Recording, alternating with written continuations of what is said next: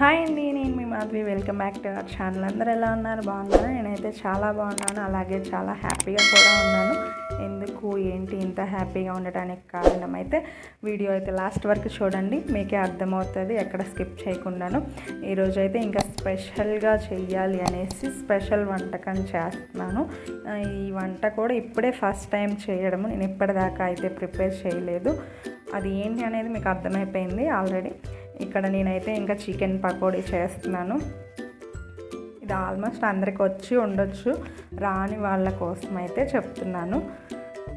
ఇంక ఇక్కడ పావు కిలో దాకా అయితే బోన్లెస్ చికెన్ అయితే తీసుకున్నాను. అందులో టేస్ట్కి సరిపడా సాల్ట్, అలాగే కారం, చిటికెడంత పసుపు, గరం మసాలా కొంచెం, అలాగే జీలకర్ర పొడి కూడా వేసుకొనేసి బాగా మిక్స్ చేసుకోవాలి.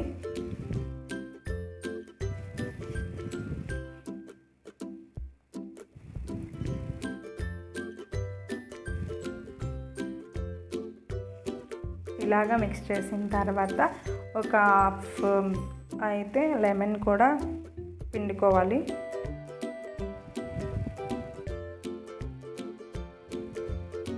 మనం బయట తెచ్చుకునే చికెన్ పకోడీకి అయితే పైన కోటింగ్ అనేది ఎక్కువగా ఉంటుంది, చికెన్ పీసెస్ తక్కువగా ఉంటాయి. మనం ఇంట్లోనే ఇలాగ చేసుకున్నామనుకో మనకి ఇష్టం వచ్చినట్లు మనం చేసుకోవచ్చు.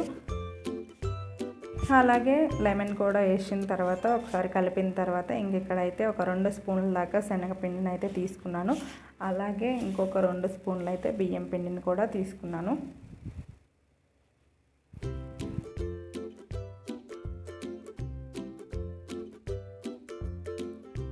చెప్పటం మర్చిపోయాను, ఒక స్పూన్ అల్లం వెల్లుల్లి పేస్ట్ కూడా వేసుకున్నాను. బియ్యం పిండి, శనగపిండి వేసిన తర్వాత ఇలాగ మొత్తం మిక్స్ చేసుకోవాలి. డ్రైగా అనిపిస్తే కనుక కొన్ని వాటర్ని అయితే స్ప్రింకిల్ చేసుకోవచ్చు.